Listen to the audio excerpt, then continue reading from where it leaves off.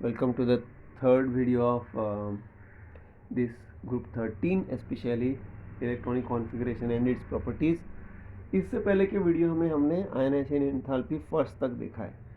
Now what is ionization enthalpy, second ionization enthalpy और third ionization enthalpy? It's very simple. Let me remove it and I will rewrite it. Okay, मैं वापस इसको लिख देता हूँ. Sodium की बात करेंगे तो आपको सेकंड आयनाइजेशन एनर्जी वो हर एक इसमें हो सकता है.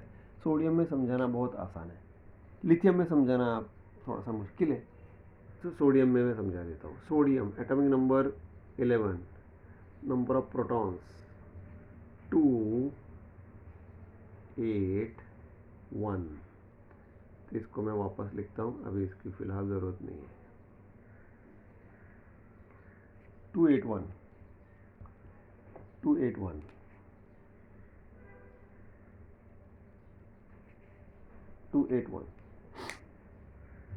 सोडियम. हाँ, सोडियम.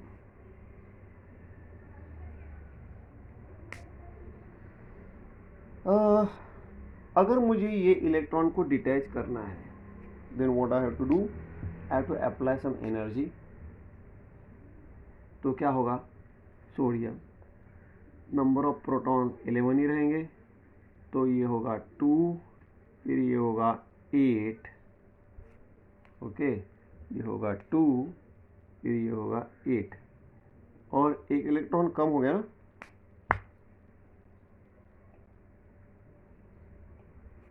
इलेक्ट्रॉन कम हो गया, राइट. तो this is your sodium ion.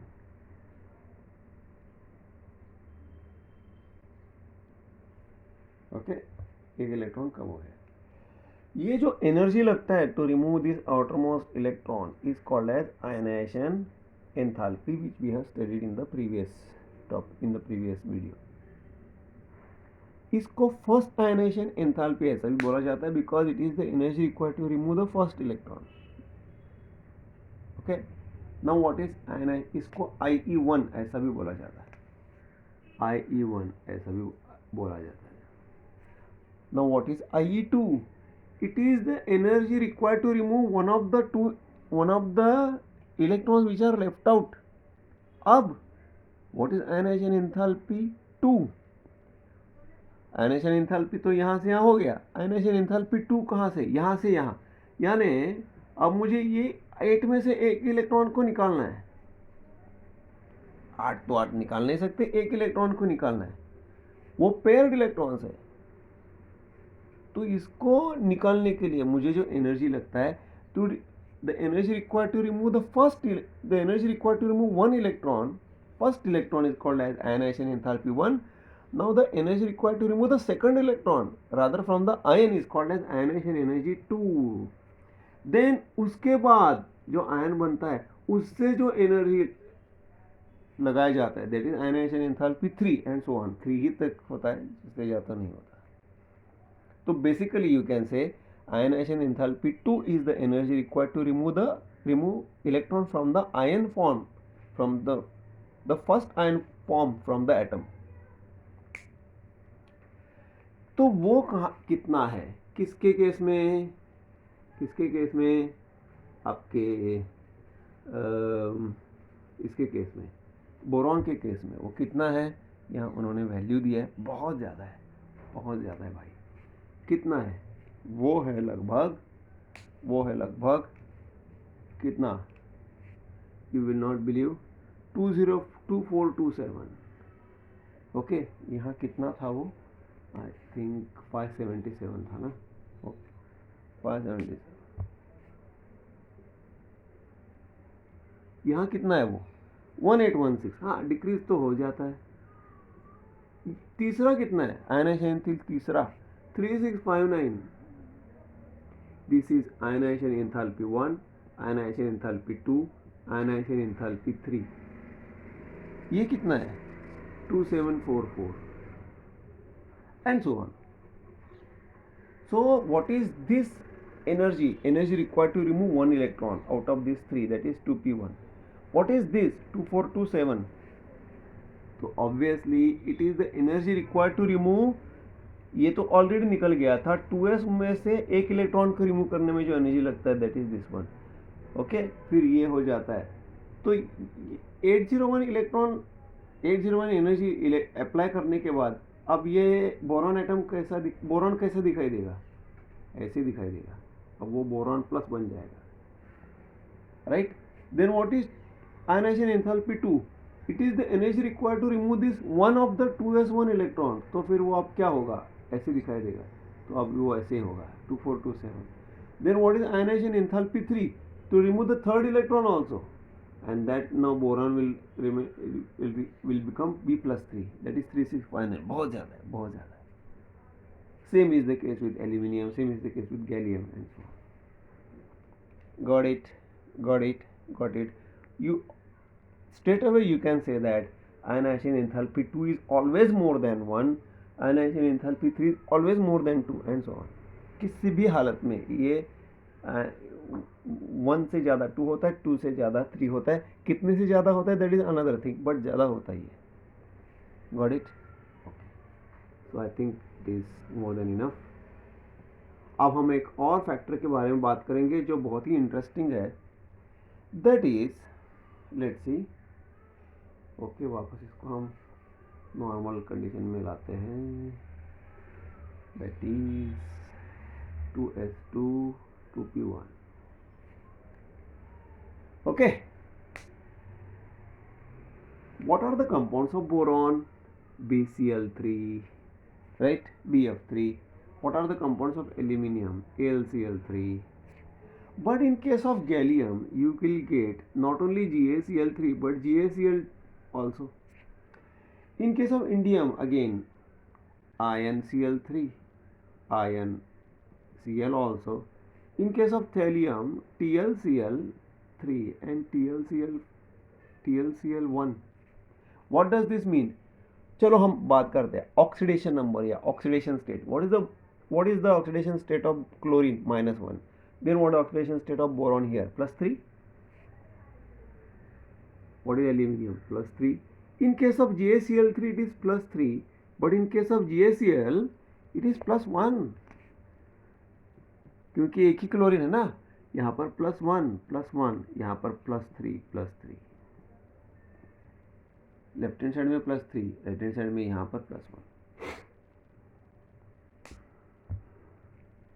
Got it, got it, got it. What does that mean?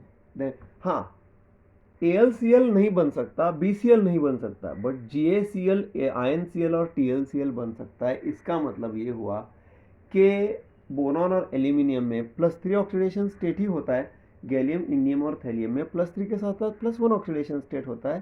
And tendency to show +1 oxidation state from gallium to indium to thallium goes on increasing.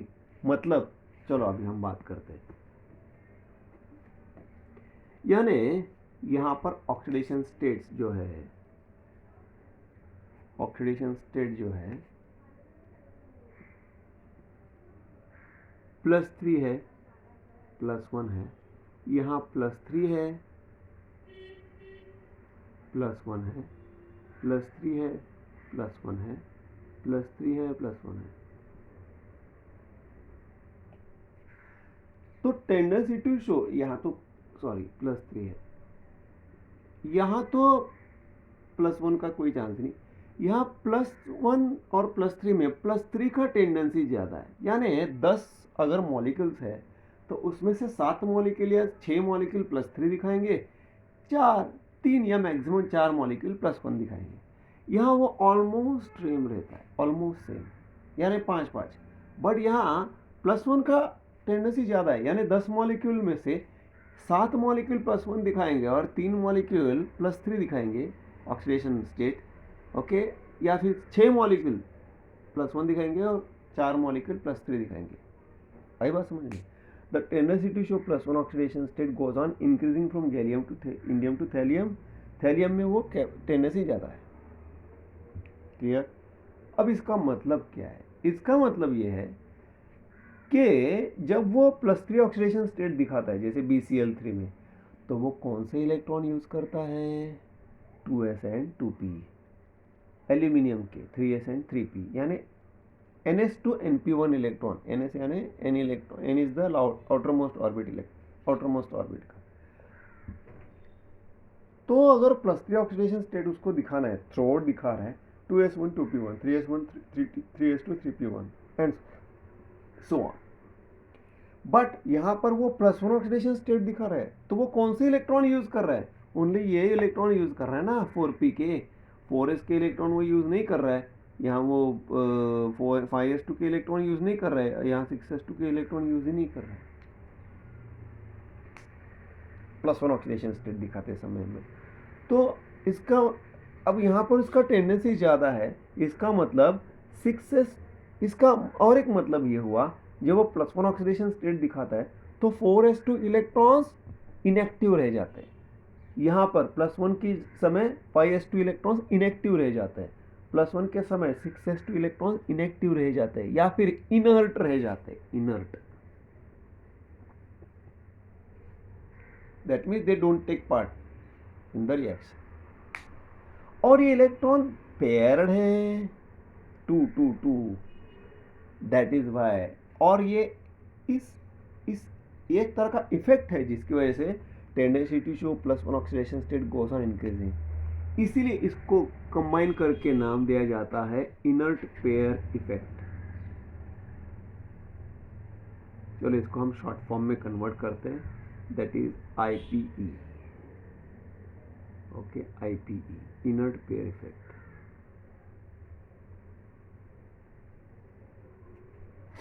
Inert pair effect.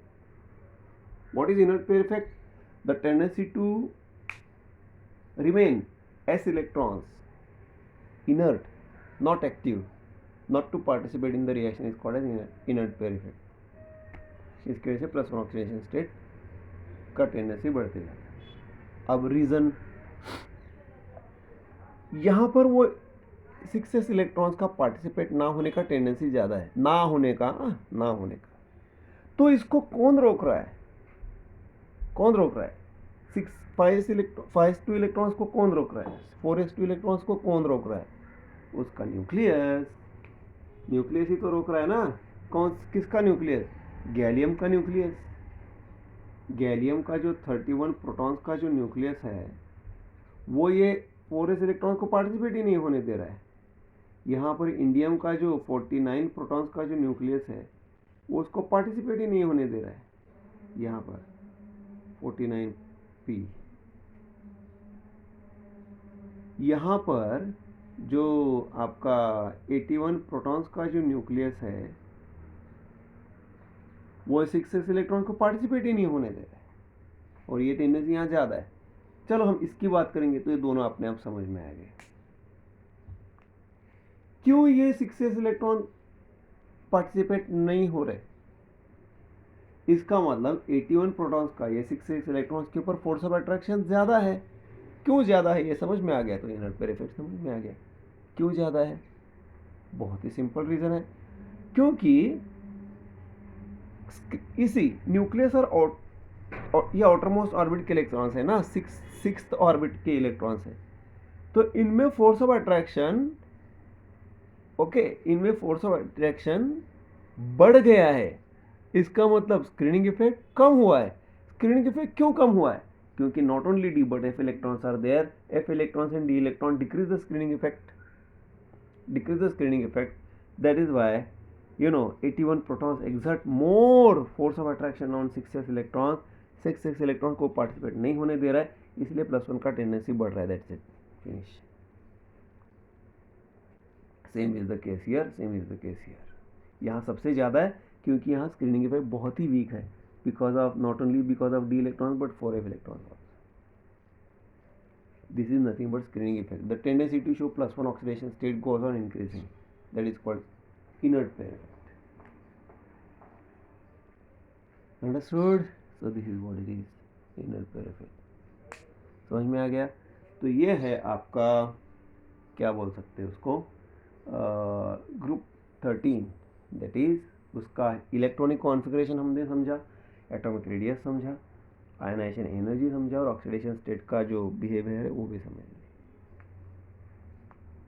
Got it? एक बार ये समझ में आया तो group 14 और 15 क्या चीज़ है, वही सब कुछ है, समझ में आता है? ओके, तो हम इस वीडियो को यहीं समाप्त कर देते हैं, क्योंकि मैं ग्रुप 14 के लिए अलग से वीडियो बनाना चाहता हूँ, राइट? अलग से वीडियो बनाना चाहता हूँ। आप इसको अच्छे से समझ लीजिए, कुछ डाउट है तो you can put in the comment box, I will try to answer them as per the availability of time. I will try my best. Okay, see you. Thank you.